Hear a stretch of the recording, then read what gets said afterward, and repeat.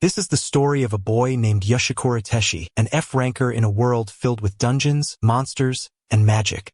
As a child, he once met a slime named Purin, but for certain reasons, he had to leave it behind. Years later, he is forced by his school bullies to enter an SS-rank dungeon, where he unexpectedly reunites with Purin, who has now grown into the strongest slime with an SS rank.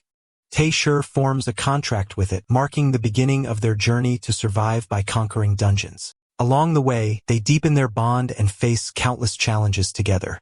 The story follows a boy named Yoshikura Teshi, who dreams about his childhood and a yellow slime named Purin. He cared deeply for Purin, but for some reason, he had to leave him behind terrified and alone. Tae-shur suddenly wakes up in his classroom and wonders why that dream is coming back to him now. A group of unpleasant-looking boys appears and starts bullying him, mocking him for being an F rank and asking if he finished the task they gave him. Another boy steps forward, also unattractive but clearly the leader. His name is Kasai, and with his blonde hair and sharp demeanor, he looks like Kasaki from Tokyo Revengers. He moves in to make the bullying worse. Just as he is about to use magic, a girl named Akazuki Kirin steps in. She is as stunning as Viola Evergarden and firmly tells him to stop, warning that she will report him because using magic in class is against the rules. Her act of courage to protect Tae-shur catches everyone off guard. The other students begin teasing her, joking that she must have feelings for Tae-shur. Kirin is well known around school for her beauty and receives plenty of love confessions from boys, but this moment puts her in an awkward spotlight. Kasai, clearly irritated, reminds her that she is a D rank while he is C rank and claims he can force her to submit. However, Kirin is not like the typical fragile heroines who cry when a boy yells at them. She stands her ground unshaken. Their banter would keep going if the teacher does not enter the classroom and instruct everyone to sit on the chairs. Today, the lesson covers the history of dungeons. The teacher asks whether anyone knows where the dungeons first appear, yet no one answers, which he expects since accurate information still does not exist. He explains that several decades ago, dungeons, monsters, and magic suddenly appear on Earth and completely change human society. Some dungeons bring harmful effects, while others offer benefits, drive new industries, and give humanity rare opportunities. After their arrival, people embrace a new goal, conquer every dungeon and reshape the world, a mission that signals the start of a new era. Acting like a career counselor, the teacher advises the class to decide what they wish to become. Whether they clear dungeons, hunt high-ranked monsters, or duel ranked hunters, they will earn experience points and raise their ranks. While he speaks, Tae feels déjà vu as though he has heard all of this before. The students begin chatting about their future paths, and the teacher, pleased by their excitement, promises that Hanatsuki High School will become famous for producing top-ranked hunters. One student catches Tashi's attention by asking if defeating a monster inside an SS-rank dungeon lets someone reach S rank at once. The question stirs the room, and everyone starts fantasizing about instant promotion. Their excitement fades when the teacher explains that the SS-rank dungeon is a top-level zone that remains unconquered and cloaked in secrecy, filled with many S-rank monsters. He adds that numerous elite adventurers attempt it but fail, and students from F rank up to C rank cannot even approach the entrance. A hush settles as they realize they have underestimated the place. The teacher then asks proudly whether anyone has entered a ranked dungeon before. Tae-shur raises his hand and states that he did when he was a child. Seeing an introvert with an F rank claim such a feat, the class mocks him and says he does not need to invent stories to look brave. Stung by the jeers, Tae-shur slams his desk and shouts that he tells the truth. He really went into an SS dungeon. His sudden resolve startles everyone, and the blonde boy grows even more irritated. After some time, Tae-shur sits alone on a bench in the schoolyard, deep in thought about his childhood. Suddenly, Karen appears and slumps down beside him on the bench, startling him. Noticing how lost he looks, she gently asks what he is thinking about. He replies that he was just reflecting on old memories. Their quiet moment is interrupted by the arrival of the same group of ugly boys who bullied him earlier. Seeing Tae-shur and Karen sitting together, they start teasing him, asking if the two of them are really dating.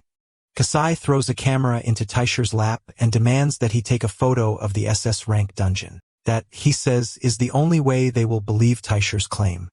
Karen's face tightens with anger at Kaisei's smug attitude. She threatens to report him to the teacher. But before she can finish, Tae-shur cuts her off and agrees to Kaisei's condition. Karen looks at him with worry and tries to stop him, but Tae-shur thanks her for always standing up for him and also apologizes for not listening this time. He has made up his mind. He does not just want to prove he entered the SS rank dungeon. He wants to save Purin too. Kase smirks and tells Tae-shur that if he fails to bring back proof, he will have to become Kisei's toy for life. Without hesitation, Tae-shur agrees. In the end, Tae-shur rides his bicycle straight toward the SS rank dungeon. Tae-shur stands before the intimidating SS rank dungeon, gathers his courage, and steps inside. He records every moment with the camera while calling out for Purin. A sudden rustle nearby sparks hope that Purin might be close, yet his heart sinks when he spots a timid bunny-type monster instead. Tae-shur crouches beside the creature, asking softly if it is alone, and he thinks that Purin must feel lonely as well. The small monster turns into a butterfly and flutters around him, while Teshi scans the gloomy cavern, recalling how this place once filled his younger self with fear.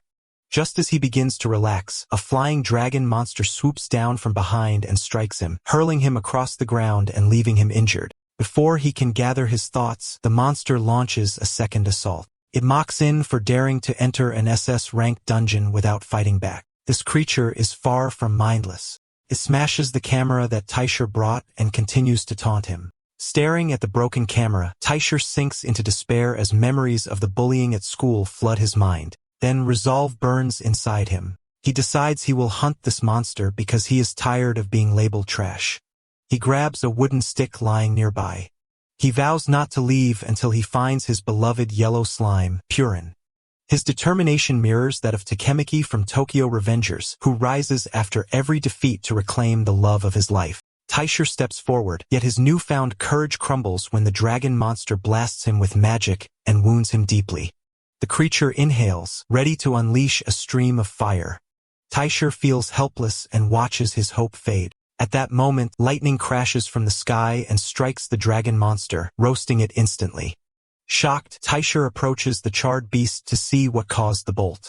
His eyes widen with joy when he spots Purin hovering above the fallen dragon. Pirhan gazes back at him with an irresistible charm that would make anyone swoon. Overwhelmed, Tae-shur celebrates the reunion with the friend he has longed to save. Tae-shur remembers the day he first met Pirhan during his very first field trip. The scene shifts to the past, where a younger Tae-shur visits an amusement park with his family to watch the grand parade. He is full of joy, laughing and enjoying the lively atmosphere with his parents. Among the performers in the parade is Karen, dressed as a princess, and Tae-shur's parents gush over her, surprised that she is the same age as their son. As the event continues, the monster march begins. The sight and sounds of the growling monsters terrify young Tae-shur. He nervously asks his parents if they can go watch something else. They try to calm him down by explaining that the monsters are just dolls. However, the deafening roars from the parade overwhelm him, and fear takes over. He panics and runs away from the crowd. While sprinting through the crowd, he accidentally bumps into Corinne, causing her to fall. He quickly apologizes but does not stop for long. Without giving her another glance, he continues running, leaving Corinne sitting there with a confused look on her face. While running from the parade, Tae-shur does not even realize that he has wandered into the forest. Still shaken, he wonders why he is so afraid of monsters in the first place. When he finally looks up and notices the trees surrounding him, panic sets in. He begins crying and calling out for his parents, but the rain suddenly starts pouring down, drenching him as he stumbles through the woods in search of shelter. Eventually, he finds a dungeon entrance and steps inside to escape the storm. Inside, he explores with caution until he spots a yellow slime facing away from him. Tae-shur's eyes light up with excitement at the sight of real slime, and he moves in a little closer. However, his joy quickly fades when he notices a massive king buffalo monster glaring at the slime. Terrified, Tae-shur immediately turns and tries to sneak out before the buffalo notices him. Meanwhile, the adorable little slime, Furuin, stands frozen with tears in its eyes. Overwhelmed by the size of the monstrous buffalo, Tae-shur feels helpless, unsure of what to do. And as he takes a few steps to leave, something stops him. He remembers seeing a Purin model in the parade earlier. That memory makes him pause. Just as the buffalo opens its enormous, rotust mouth to swallow the slime, Tae-shur rushes in and saves Purin, throwing himself between them. The buffalo lets out a furious roar. Taisher introduces himself to Pyron and says that the only way scaredy cats like them can survive is by running. Without hesitation, he scoops Pyron into his arms like a pet dog and dashes out of the dungeon. Their escape is not easy. Many monsters try to block their way, but Taisher keeps running with all his strength. Along the way, he asks the slime its name, and in the cutest, most cheerful tone, it replies and introduces itself as Pyron.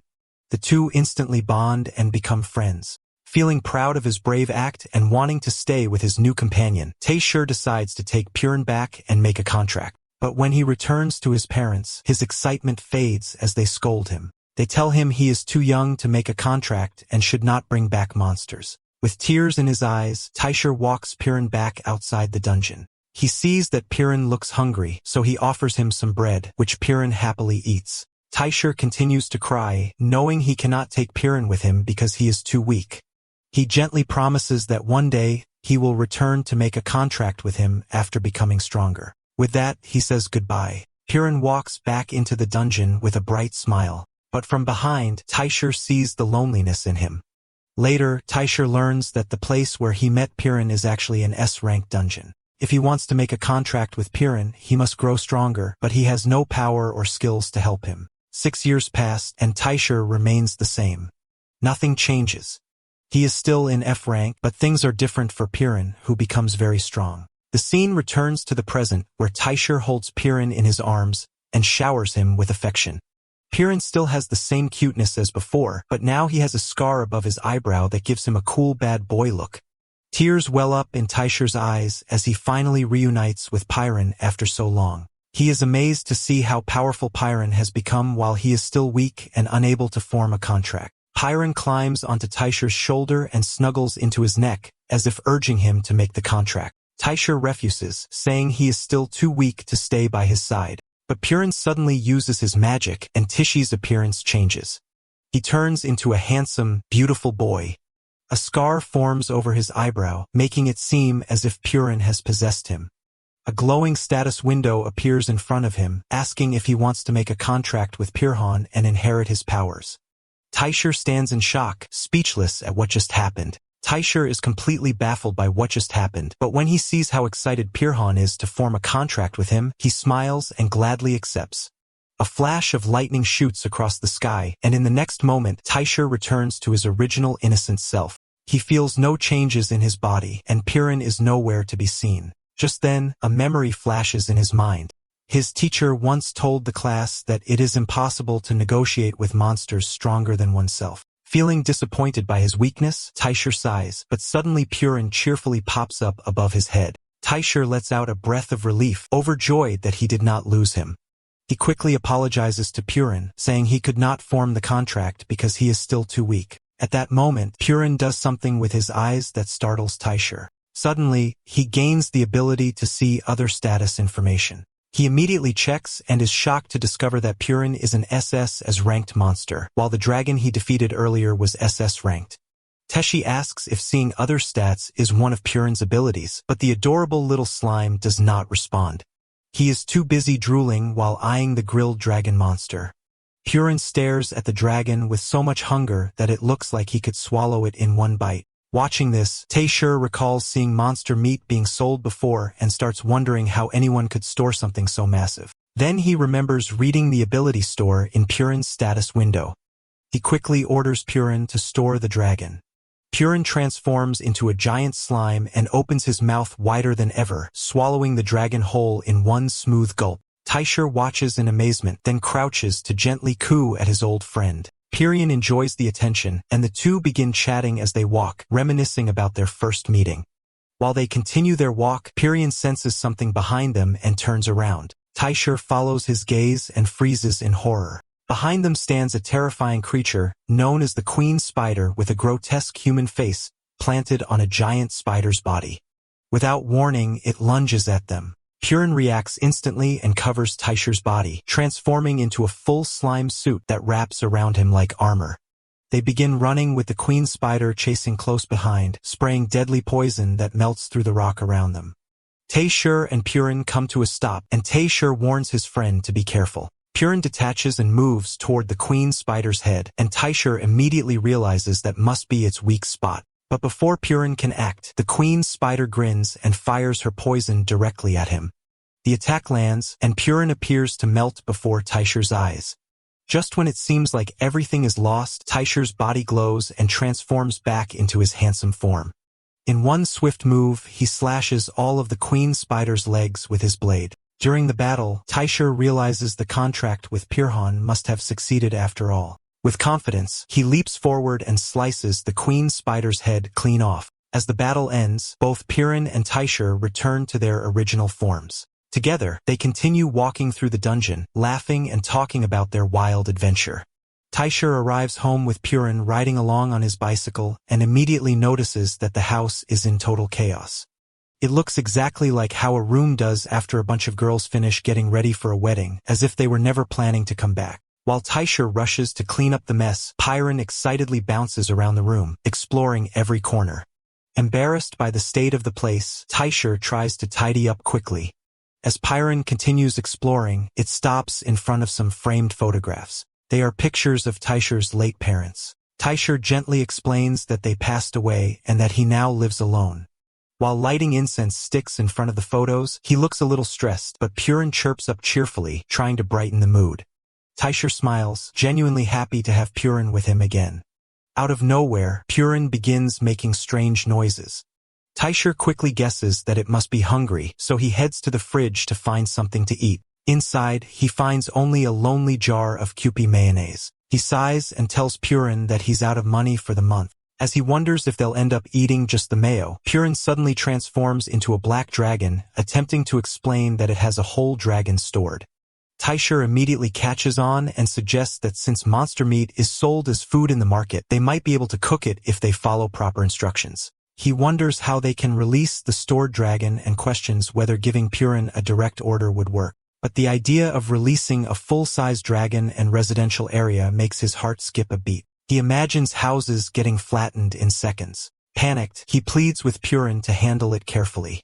Purin nods and slices off a piece of the dragon's tail, just enough for one meal. Taisher grabs a kitchen knife, thinking he can prepare it like any other meat. But the moment he tries to cut it, the knife snaps in two. He stares in shock, realizing it's SS-ranked monster meat way too tough for an ordinary knife. Turning around, he sees Purin almost melting from hunger, looking completely drained. As he watches, Taisher wonders how his little slime friend became so strong that he could take down such a powerful monster. He figures there must be a whole story behind it, but decides not to press right now. They will have plenty of time to talk later. With no other option, he looks to Purin and asks for help. Purin lights up, happy to assist, and gets ready to cut the meat himself. After some time, Taisher and Purin sit around the table with a variety of savory dishes spread out in front of them. Taisher smiles and tells Purin not to worry if he can't finish everything, reassuring him that it's okay.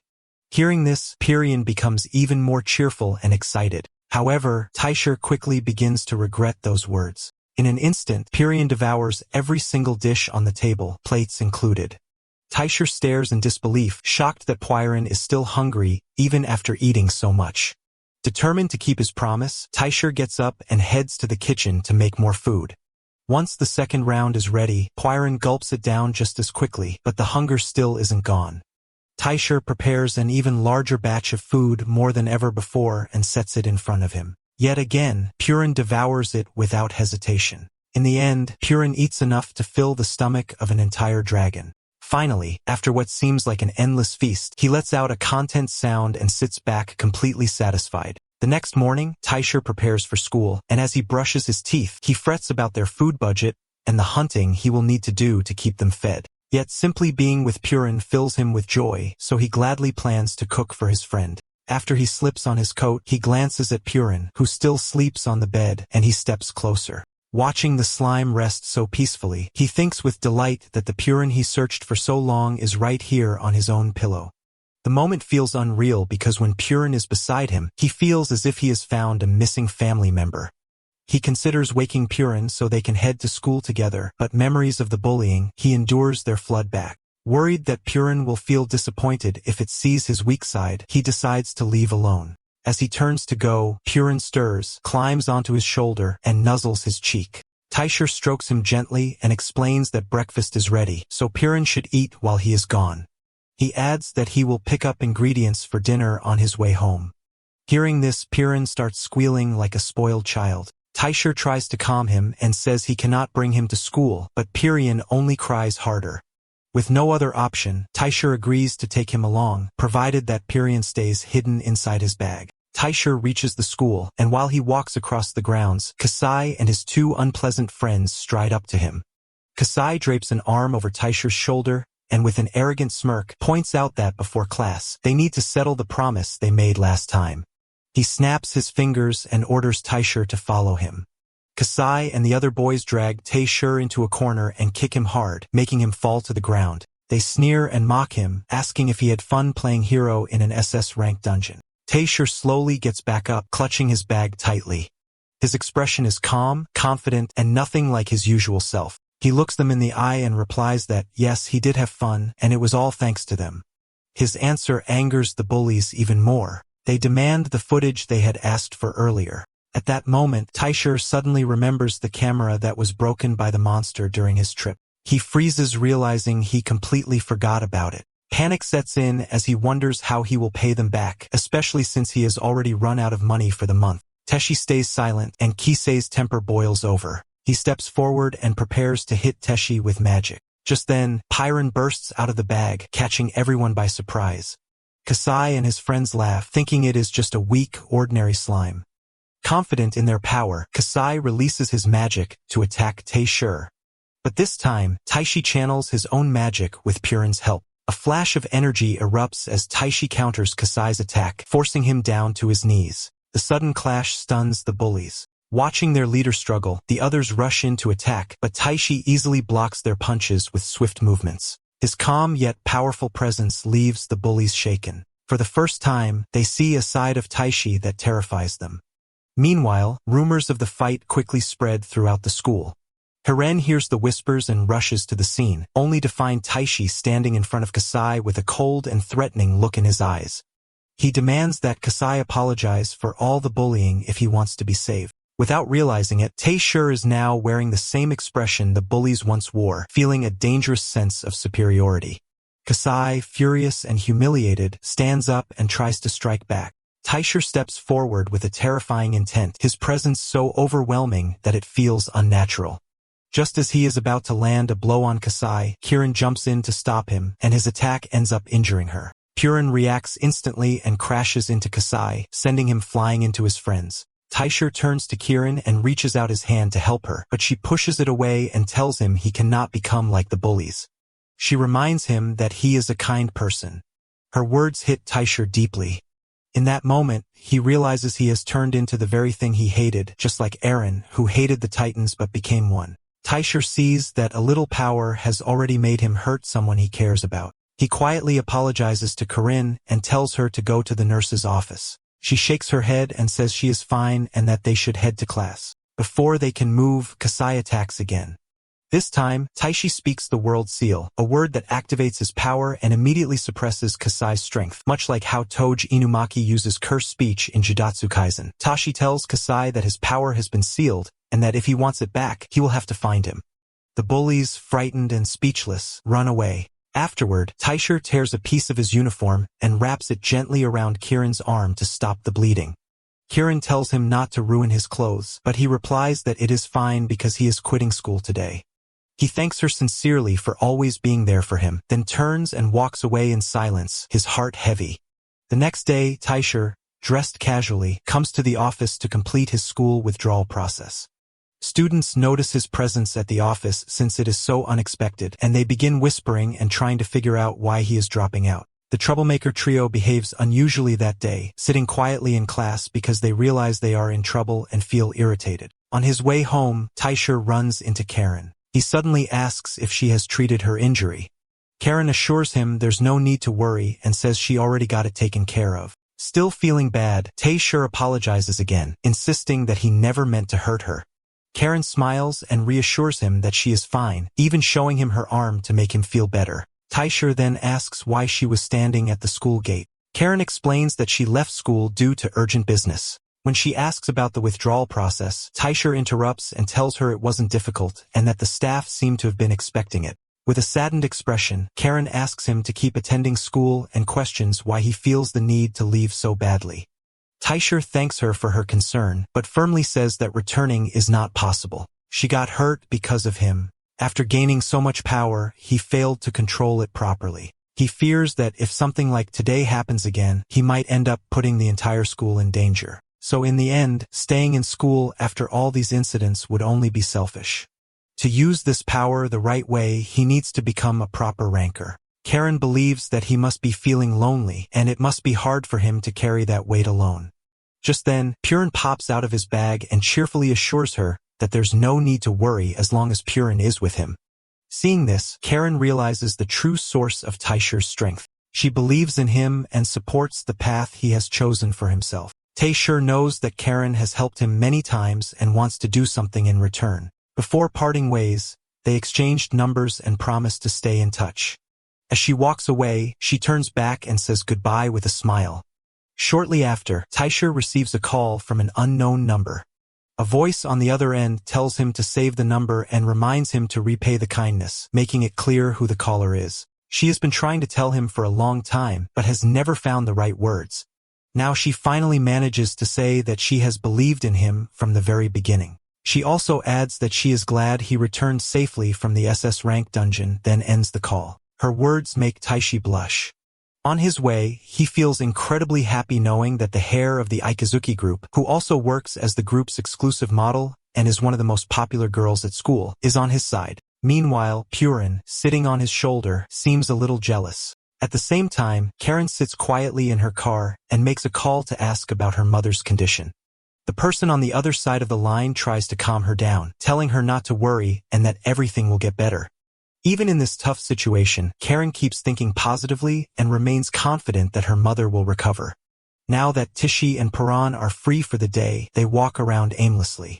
Since he is no longer a student, Tishi thinks about planning his next steps and considers doing a part-time job to cover his living expenses. As he thinks this through, Purin's stomach growls loudly from his shoulder, clearly hungry. To handle that, Taisher checks his account balance first. Thankfully, it is enough to afford a good meal. They enter a restaurant and Taisher tells the staff how many people they are. He also warns them that the little guy with him eats more than most and asks for a spacious spot. As expected, Purin devours food like a bottomless pit. They eat so much that the restaurant ends up running out of ingredients and has to shut down temporarily. Now that he is full, Purin looks cheerful and energized again. Taisher is happy to see him satisfied, but the moment he checks his balance, he gets worried. His funds are low now, and with high living expenses and the goal of living together with Purin, he knows he needs to start earning fast. While wandering around, they come across the Dungeon Association building. Taishi figures this might be a good way to earn money. He steps inside and finds it much less crowded than he expected. At the reception desk stands a bald man with an air of arrogance, looking somewhat like a strict monk. The man welcomes them to the Takachua branch of the Dungeon Association and asks about the purpose of their visit. Taisher wonders how even someone like this bald man can work at the reception. The guy acts weird in a way that doesn't suit his arrogant personality. He asks them why they're here. Taisher tells him he has come to sell something to the association. Just as he is about to mention the Black Dragon, a news report running in the background distracts their attention. The newscaster reports that high school students are ambushing exhausted rankers who have just finished fighting high-level monsters. These students lie in wait, attack the rankers, and steal monsters they hunted. The government is now asking the Dungeon Association to investigate these low-ranking students. While the receptionist remains unfazed by the news, Tae freezes. He realizes he is caught in the exact same situation. Even when the bald man asks again what he is there to sell, Tae panics. He can't bring himself to admit that he is doing the same thing mentioned in the news, but he also can't show the Black Dragon either. After thinking for a moment and failing to come up with another item to sell, he suddenly blurts out that he is here to sell himself and wants to take on a request. When the man asks for his rank, Taisher answers honestly. The bald man then points him to the volunteer department, explaining that they are the only ones who hire F-rankers. But the problem is those jobs don't pay enough to even cover basic living expenses. Toddy insists that he needs to earn a lot of money to feed Puran's massive appetite, so he demands a B-rank quest. He says with confidence that he and his friend are more than capable of handling B-rank or higher requests. The bald man glances at Pyron sitting on his shoulder and asks if that's the friend he is talking about. Taisher introduces Pyron and assures him that they can absolutely win the quest. Still not convinced, the receptionist stares at the slime, clearly not taking it seriously. Then Taisher makes a cute pleading face and says they don't have parents and really need the money. This moves the man so much that he starts crying uncontrollably, just like Jomi Himejima from Demon Slayer. He starts babbling that the Dungeon Association supports passionate people who work hard to clear dungeons and improve life for powerful fighters, also known as rankers. Then he slides a paper across the desk. It's AB rank request to collect high-grade mana grass near AB rank negative dungeon. The job doesn't even require fighting monsters. He explains that high-grade mana grass is used to quickly recover power and that it's essential for making strong mana capsules. These capsules are a must for surviving in A and B rank dungeons. Taisher gets excited. Sounds like an easy task. If the trip goes well and he earns 1,000 yen per stock, just collecting a few dozen would cover several months of living expenses. The man also hands in a map showing areas with fewer monsters, which should help him find the grass safely. We finally learned that the bald guy's name is Takaharu Goichi, and he tells Tashi that he can contact him anytime for anything. After saying goodbye, Tashi sets off on his mission with Purin. Takaharu watches them leave, finding the dew of a slime and an F-ranker strangely interesting. Following the directions on the map, Taisher and Purin arrive at a forest where the B-rank dungeon is located. The map turns out to be incredibly helpful, clearly dividing known and unknown areas. As they explore, they find a glowing dungeon flower that reacts to magic. But since their mission is to find mana grass, they keep moving forward. Taisher could easily use his appraisal skill to find it, but he decides to search manually instead. Suddenly, they hear a scream behind them. A boy named Nito is falling from above, and Purin rushes in to cushion the fall. Instead of crashing into the ground, the boy lands softly on Purin. They realize he is a boy, although he looks quite feminine. Taisher asks if he's okay and wants to know why he was up in a tree. The boy shows a magic stone and says he climbed up to get it. Taisher finds that odd. Magic stones are common. He tells him mana grass is a more important item here, but the boy says he is ANET, so he purposely picks times and places when others aren't around. Taisher still doesn't understand why anyone would go to such trouble just for stones. The boy offers to help them collect stones too, but Taisher interrupts saying they're here for mana grass, not stones. The boy smiles and says he knows where to find mana grass. That is great news. When Taisher asks how much they need, he says even 10 stalks would be enough. Then the boy casually mentions he has seen several 100 stalks nearby, which completely shocks Taisher.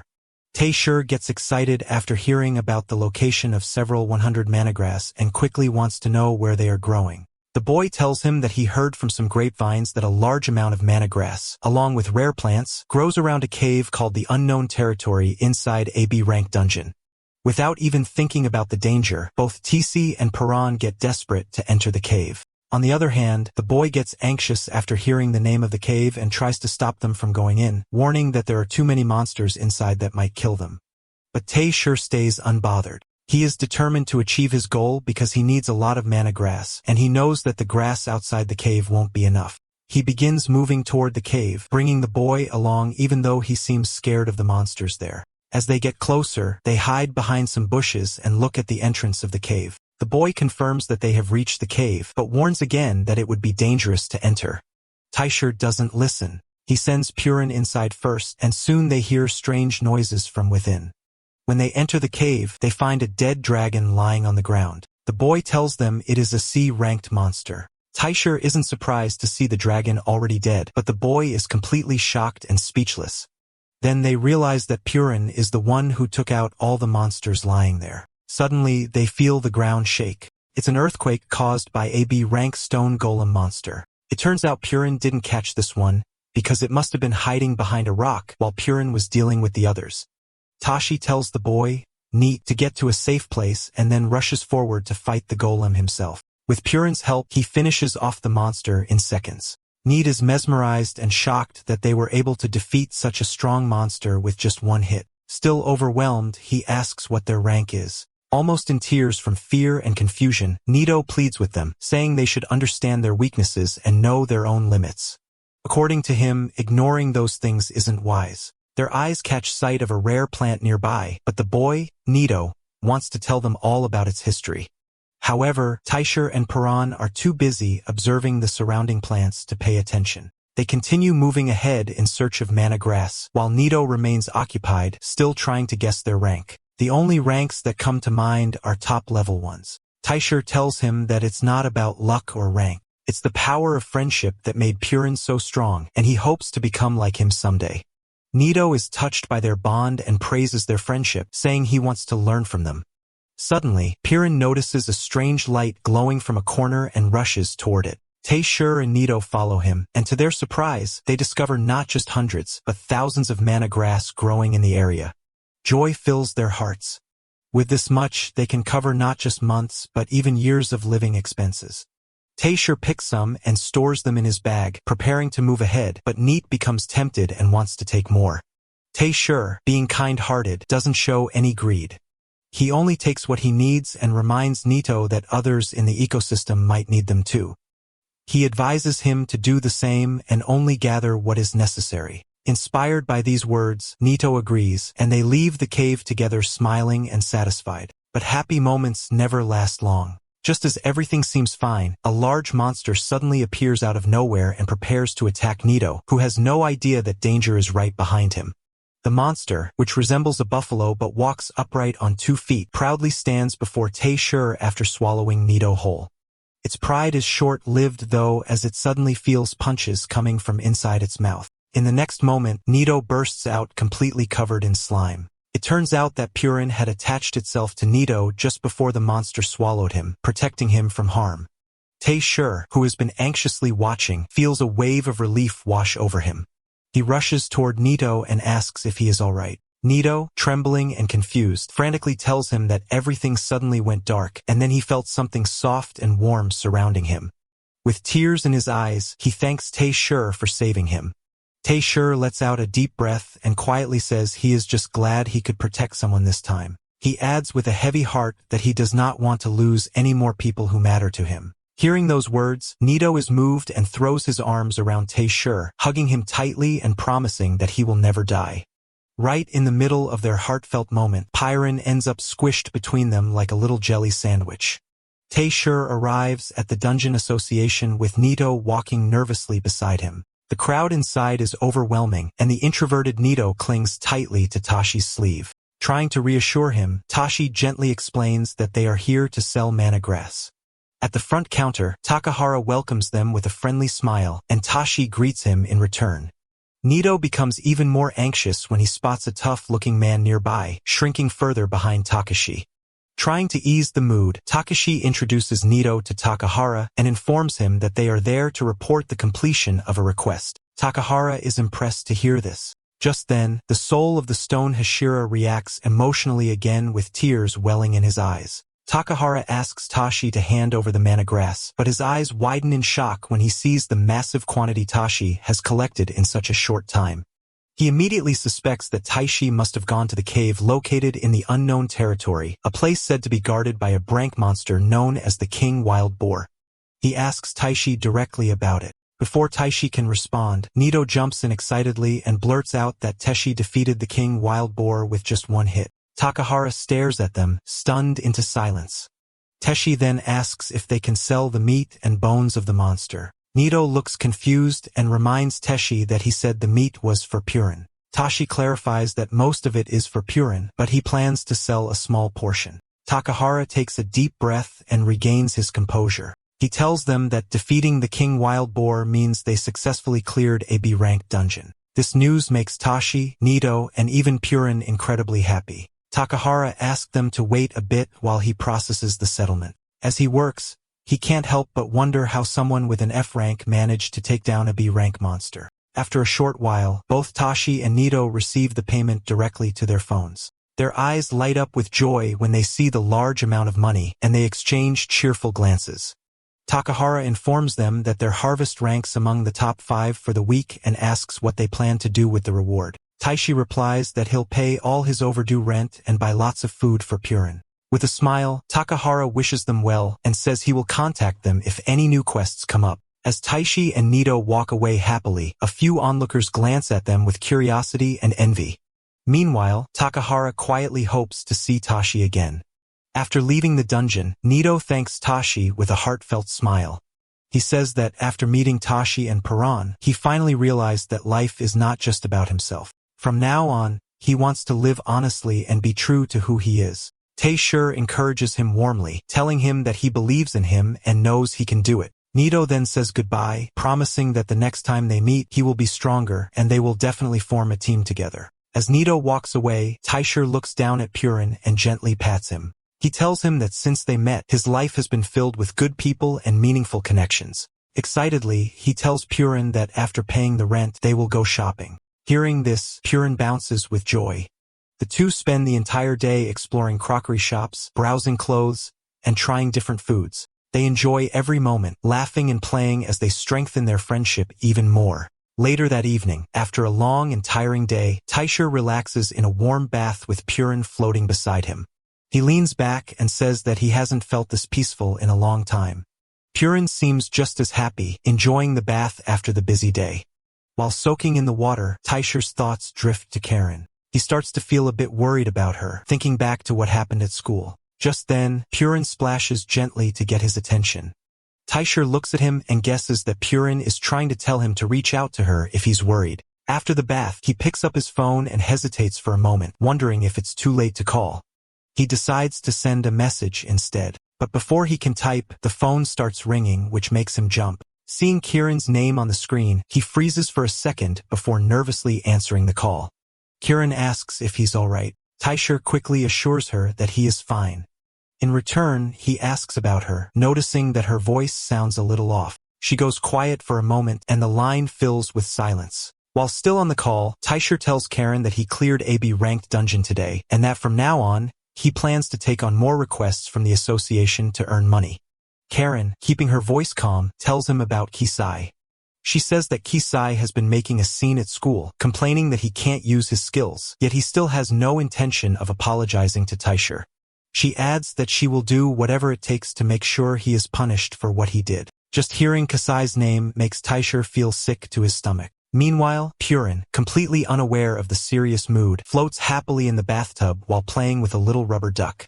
Choosing not to dwell on Kasai, Taishur gently shifts the conversation. He asks Corinne if she's okay, saying that she probably didn't call just to talk about Kasai. There is a brief silence on the line before Karen softly asks about his parents, the ones who passed away in an accident. She says it must have been painful.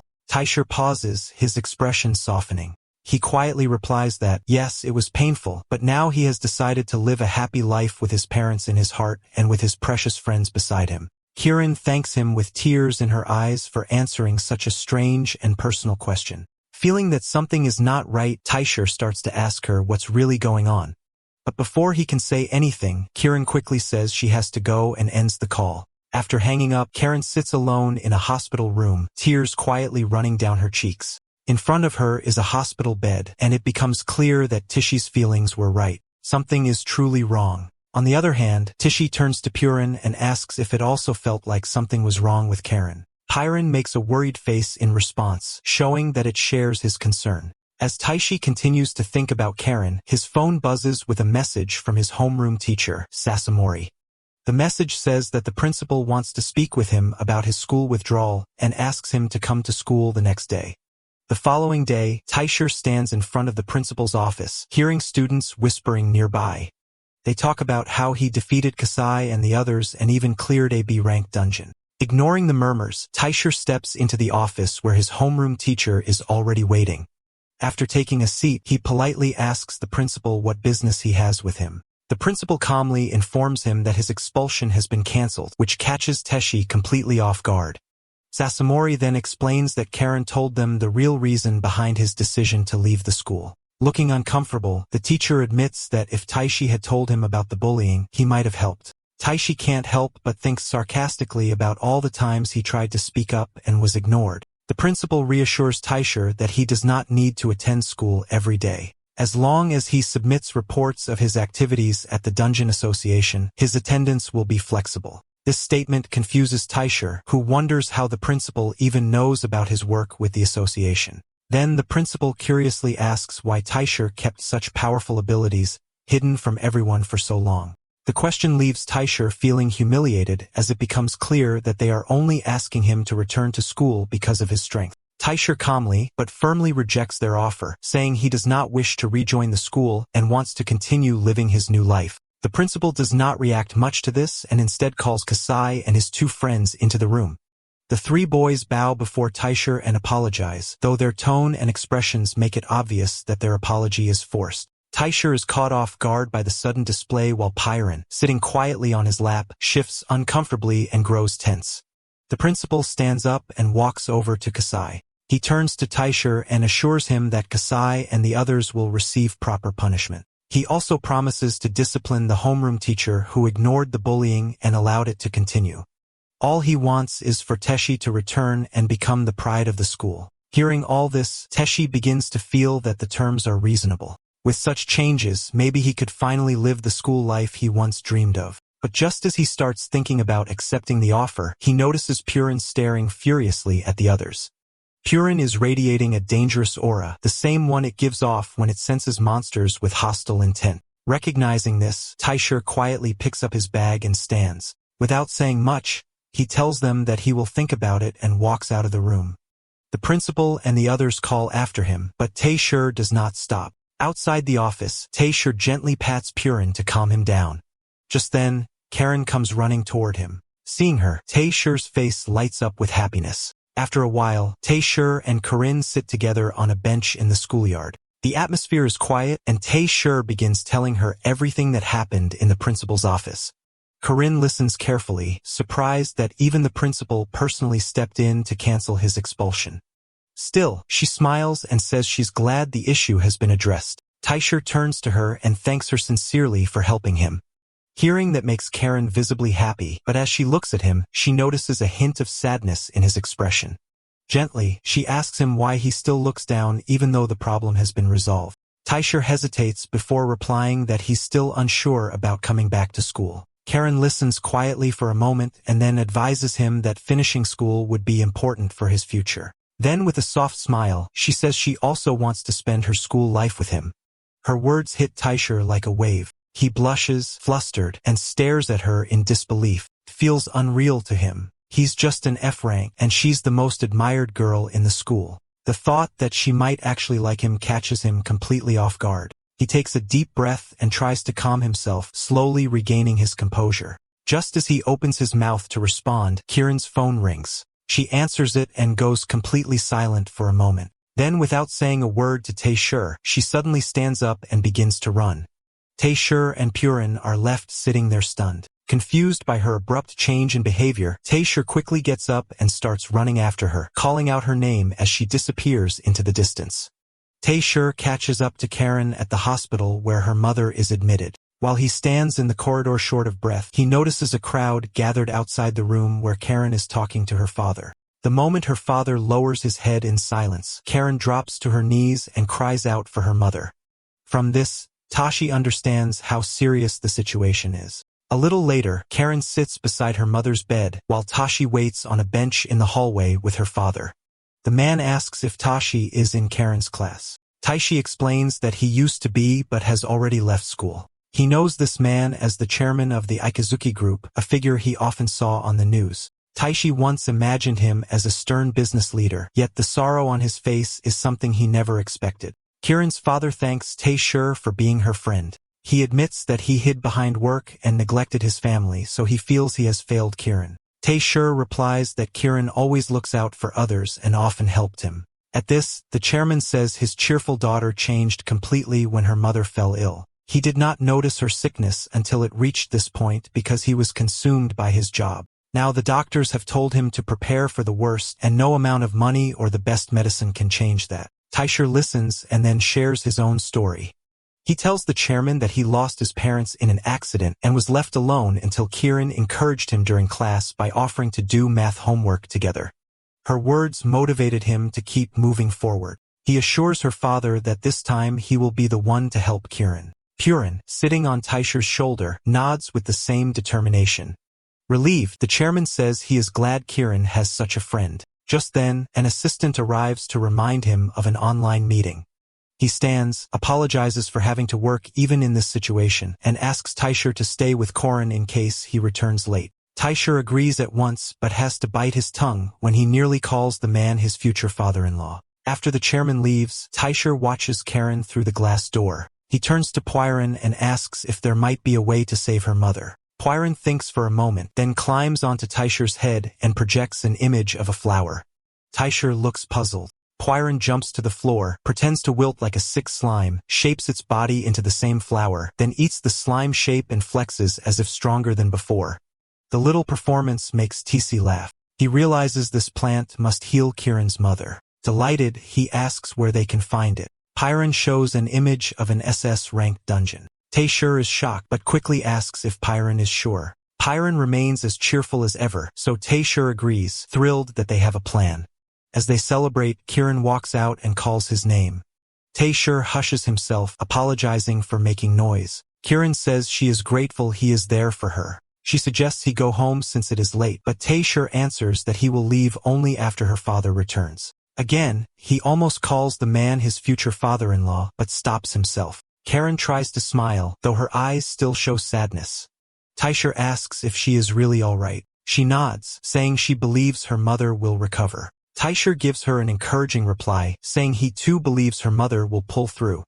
He decides not to mention the healing plant yet. Instead, he thanks Kieran for everything and promises he will repay her kindness one day. He asks her to remember his words and never lose hope. Kieran blushes and smiles brightly, agreeing to hold on to that promise. Taishur and Purin come back home to pack their bags. While packing, Taishur tells Purin that if they go deeper into the SS rank dungeon, they will be able to find the flower, so they should prepare their bags accordingly. He packs his bag with all the things he and Purin will need for a one-night stay, and then both of them stand with determination to go to the dungeon with the intention of finding the flower. Our cute little Puran also climbs onto his shoulder to accompany Taishur. Taishur reaches the dungeon on his bicycle, with Puran sitting inside the front basket, enjoying the ride. While parking the bicycle, Taishur sighs, saying that he never thought he would come back here for an S-rank dungeon. They both approach the dark and damp entrance of the dungeon as usual, then enter bravely. Inside, Taishur defeats a huge monster with Pyron's help. Just as he starts to move forward, another monster ambushes him from behind and attacks his head with a mace, cutting off his neck. The monster thinks it has defeated our MC, but our hero is not so naive. It is surprised when it sees Taishur's body turn into slime. And just as it is taken aback, Tashi emerges from behind and defeats it with a single shot. Tashi and Purin stand on a cliff after defeating the monster, looking down at a horde of monsters approaching to attack them. Taishur sighs, telling Purin that the deeper they go into the dungeon, the more monsters appear. So Purin also nods in agreement. He hopes that the increasing number of monsters indicates the flower is closer, then steps down to fight the monsters. Using his nuclear fishing skill, he bravely takes down the monsters one by one with Purin's help. After defeating them all, Taishur slumps tiredly on the floor, saying that even with Purin's power, defeating these monsters is tough. He asks Purin, who is making a concerned face, if he might also be hungry and apologizes, saying they didn't pack anything to eat and will have to find food here. Suddenly, Purin's expression shifts from concern to anger as it senses something odd. It moves toward the source of the sensation. Taishur also looks in that direction and remembers that he has felt this strange aura before. He suddenly realizes it is the aura of the king buffalo monster, so he gets up and calls out to the monster hiding behind a stone. Purin climbs onto his shoulder again. The king buffalo appears and, intimidatingly, says that today, Tashi and Purin cannot escape from him. Tashi is terrified after seeing its form, which has completely changed since the last time. The king buffalo monster is standing upright on 2 feet, unlike normal quadrupeds, which is the first surprise, but its face also looks different. It approaches Tashi and Purin, grinning, and says that they are the only prey that has run away from it. The king buffalo attacks Tashi with its tail, but Purin blocks it, protecting Tashi, who is literally stunned by its speed. He didn't even recover from this shock when the king buffalo monster comes from behind and tries to devour Purin, who is sitting on his shoulder, making Tashi realize that the monster has been aiming for Purin on his shoulder. The monster tells Tashi that if it can separate Purin from him, he will be easier to deal with, and then attacks Tashi with one paw, sending him flying towards a stone. Just as Tashi is about to hit the stone, he uses Purin's ability, Cushion, which surrounds him with slime, providing a cushion. Tashi responds with determination to the monster, saying that no matter what it does, he and Purin will never be separated. Hearing this, the monster smirks, saying that Tashi is good at running, but in the end, he will have to become its prey. However, RMC uses Purin's power to bring down the king buffalo, which lies on the floor with blood oozing from its mouth. Tae-shur sighs tiredly because he is starving and tells Purin they should hurry and find something to eat. Otherwise, he will pass out completely. Just as they feel a little relief, they hear the horrific sound of the monster, which is angrily blabbering about killing them. Tae-shur looks up to see the king buffalo monster standing there in a completely different and horrific form, roaring. Seeing such a huge and terrifying monster in front of him, Tashi becomes terrified by its intimidating aura. The loud roar of the king buffalo monster rumbles through the dungeon, shaking the air as it threatens to crush Tashi and Purin. But Tashi doesn't flinch. Calm and confident, he transforms back into his heroic form and mocks the beast, saying he'll finish this in one shot so the monster doesn't have to suffer. He then unleashes his thunder of judgment, striking the monster hard and sealing it right after. The overly proud creature, despite all its noise, gets sealed without much of a fight. Once the battle ends, Tae-shur collapses to the ground beside Purin and groans that he's starving. Eventually, they manage to light a fire and start cooking the monster meat, both of them staring at it with hungry eyes and drooling as they wait. But Purin, too hungry to wait any longer, starts sniffing around and spots a bunch of mushrooms growing nearby. Eyes lighting up, the little slime rushes over and begins munching away happily. Tae-shur watches for a second before asking what he's eating. When he sees Purin scarfing down wild mushrooms, he starts to panic, warning that they might be poisonous. He quickly checks one of the mushrooms using the status window, and sure enough, they're toxic. Alarmed, he yells at Purin to stop and throw them away, but the slime keeps chomping without a care. Just as Tae-shur starts frantically searching for an antidote, Purin opens its status window, revealing that it only took 1 point of damage, which healed right away. Tashi stares at the bouncing slime, lets out a deep sigh, and mutters that all his panic was for nothing. After stuffing themselves with the freshly cooked meat, Tashi and Purin finally feel full and satisfied. The flavors hit just right, and after that kind of feast, there's nothing left to do but relax.